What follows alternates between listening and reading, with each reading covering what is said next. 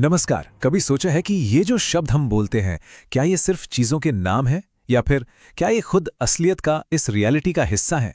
देखिए, वैदिक दर्शन में ना एक बहुत ही गहरा विचार है जो कहता है कि भाषा और ये पूरा ब्रह्मांड ये आपस में बहुत गहराई से जुड़े हुए हैं।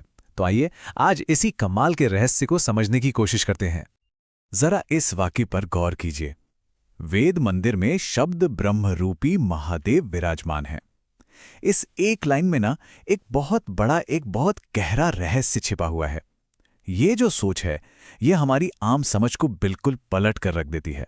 मतलब जो परम सत्य है, जिसे हम महादेव कहते हैं, वो कहीं दूर आसमान में या स्वर्ग में नहीं है। नहीं, वो तो हमारे बोले गए शब्दों के अंदर ही बसे हुए हैं। और यही वो आइडिया है जिस पर हम आज बात करने वाले हैं। तो सवाल उठता है कि भाई इस सोच की नींव क्या है? ये आइडिया आता कहाँ से है?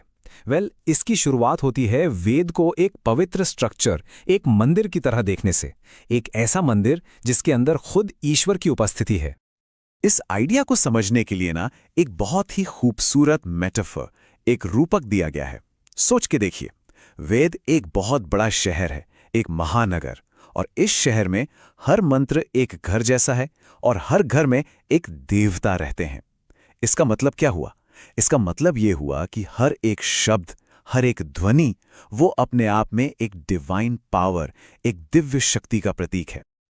और पता है, इसी मेटाफॉर से, इसी देवताओं के महानगर वाले आइडिया से वेदों की भाषा को अपना नाम मिला, देवनागरी, जिसका सीधा सीधा मतलब ही है देवताओं के नगर की भाषा।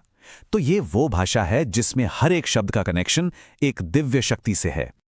लेकिन यहाँ एक बहुत जरूरी सवाल खड़ा होता है। अगर हर शब्द एक अलग देवता से जुड़ा है, तो क्या ये भाषा उस एक परम सत्य को जानने के लिए काफी है?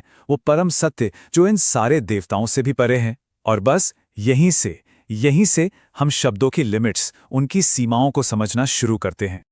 देखिए, देवनागरी भाषा की एक लिमिटेशन है, क्योंकि हर मंत्र एक स्पेसिफिक देवता पर फोकस करता है, तो जो ज्ञान है, जो नॉलेज है, वो टुकड़ों में बंट जाता है।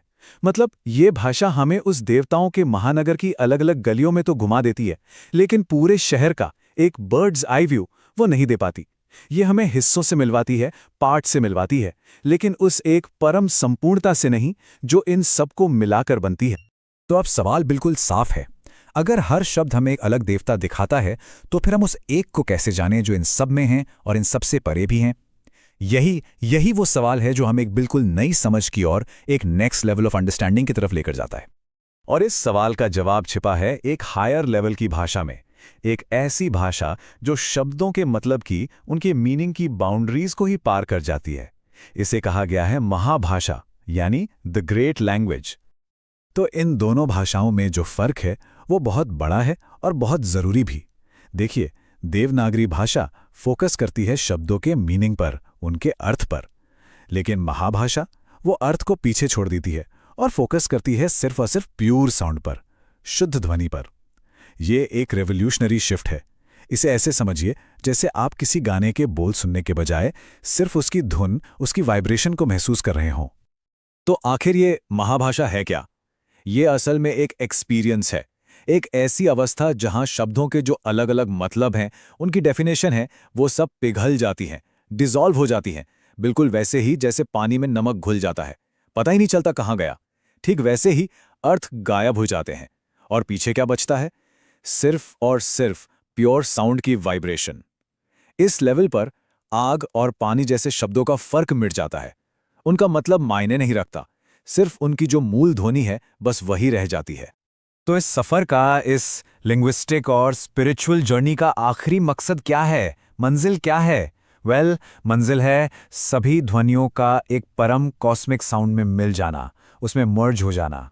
ये जो यूनिटी तक पहुंचने का सफर है, ये 3 स्टेप्स में पूरा होता है। देखिए, शुरुआत होती है अनंत शब्दों की दुनिया से, हजारों लाखों शब्द और हर शब्द का अपना अलग मतलब। फिर आता है दूसरा स्टेप।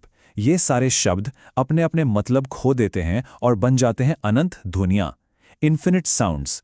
और आखिर में ये सारी अलग अलग ध्वनियां एक होकर एक ही परम कॉस्मिक गूंज में समा जाती हैं। इसी को ब्रह्मनाद कहा गया है। ये सफर है अनेक से एक तक का। तो इस पूरे सफर का जो क्लाइमैक्स है, जो शिखर है वो यही है, उस परम कॉस्मिक हम में, उस ब्रह्मनाद में पूरी तरह डिसॉल्व हो जाना। ये वो स्टेज है जहां मैं और दूसरा, ये और वो, सारे भेद, सारे फर्क मिट जाते हैं।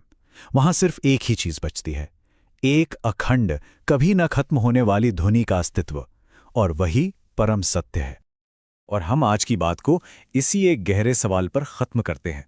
जरा सोचिए, अगर भाषा अपना मतलब ही खो दे, अगर शब्द सिर्फ एक वाइब्रेशन बनकर रह जाएं, तो फिर एक्सपीरियंस के उस अल्टीमेट पीक पर, उस शिखर पर असल में बचता क्या है? इस पर सोचिएगा जरूर।